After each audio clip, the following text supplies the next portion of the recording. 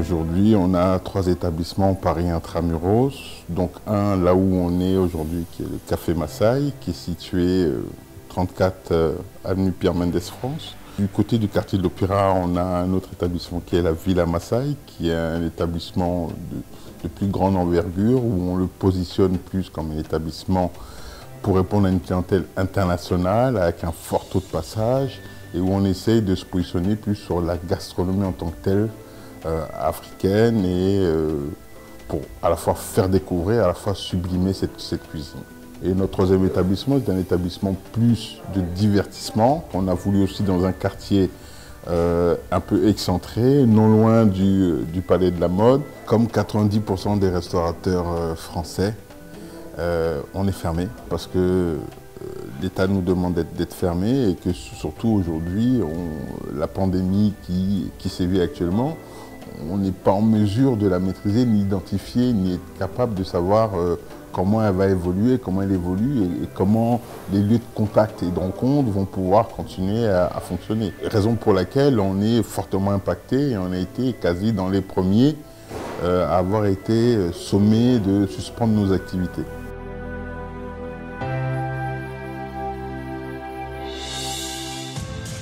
Je suis cofondateur de la New Soul Food, un restaurant que j'ai monté avec mon frère, qui est un restaurant métissé de cuisine aphrodisiaque, la street food afro, en plein cœur de Paris, dans le 10e, avec un food truck à côté, avec lequel on fait de l'événementiel. On est spécialisé dans la cuisson au charbon de bois, donc c'est vraiment des viandes et des poissons qui sont braisés avec des épices de chez nous, et après des garnitures comme le manioc, comme la patate douce, banane plantain. À aucun moment on pouvait s'imaginer que dans un pays, on se dise arrêter d'ouvrir du jour au lendemain pendant une durée indéfinie.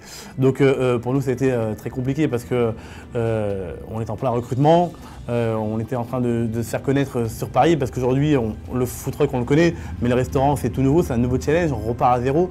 Donc c'était très compliqué de vivre cette période-là qui ne se finit pas encore au moment où je vous parle.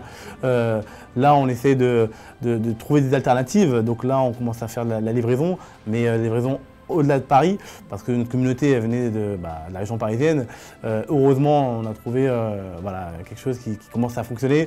On a beaucoup de demandes, donc du coup, on est en train de s'organiser et trouver des équipes pour pouvoir livrer. Et ça marche pour l'instant très bien, donc on espère qu'on va pouvoir tenir jusqu'à la fin de la pandémie pour ne pas casser, enfin, pour avoir trop de pertes au niveau des investissements qu'on a eus dès le départ. En intérieur, nous sommes sur 50 places et puis à l'extérieur, on a une terrasse d'à peu près 25 personnes, ça fait en gros 75.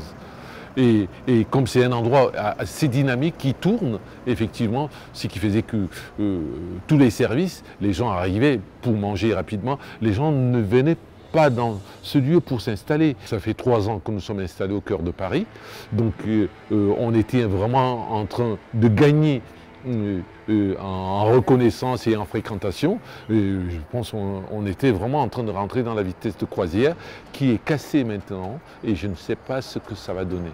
On a été vraiment pris de court et en plus il a fallu qu'on gère complètement tous nos stocks parce que moi le samedi j'ai déjà enchaîné sur la première partie de la semaine d'après.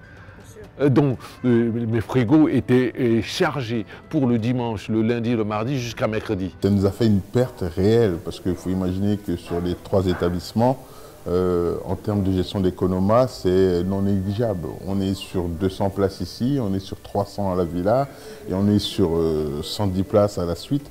Et les 3 proposent de la restauration, donc vous imaginez l'économat qui va avec ces 3 entités. Alors c'est vrai qu'au début, on a pris le temps, 3-4 jours à l'annonce, de se poser des questions, qu'est-ce qu'on va faire, parce qu'on avait des stocks pour le food truck et le restaurant. On s'est dit, si on ne les travaille pas, les produits vont être perdus. Donc on a eu la chance d'avoir pas mal de témoignages sur les réseaux sociaux, de gens qui nous disaient, nous on est à tel hôpital, on est en dehors de Paris, à Paris il y a beaucoup d'aides, beaucoup de choses diverses, mais là où on est, c'est des pizzas ou kebab, enfin, il n'y a pas grand-chose.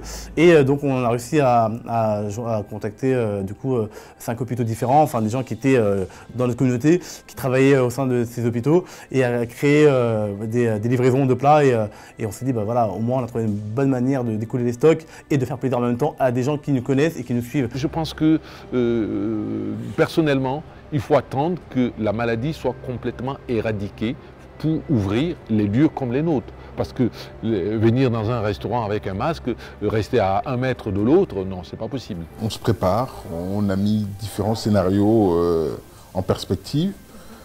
Et le moment venu, on verra quel scénario on active. Il y a le scénario de la survie, il y a un scénario catastrophe, hein, où personne n'est exempt, où personne n'est à l'abri de ça. Hein.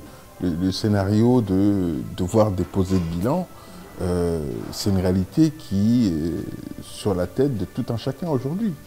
Donc ça va dépendre de dans quel état l'établissement était avant le début de cette crise. J'avais déjà une boutique de restauration rapide à Montreuil, au Moussa Traiteur, que je vais réouvrir et où je vais mettre un concept que je suis en train de tester pour mettre certains plats types dans des bocaux. Donc c'est ce travail que je vais faire, que je suis en train de faire en ce moment. C'est une cuisine un peu apertisée, dans des bocaux, qu'on peut conserver. C'est-à-dire c'est du frais qu'on peut conserver pendant 1 semaine, voire 2 semaines.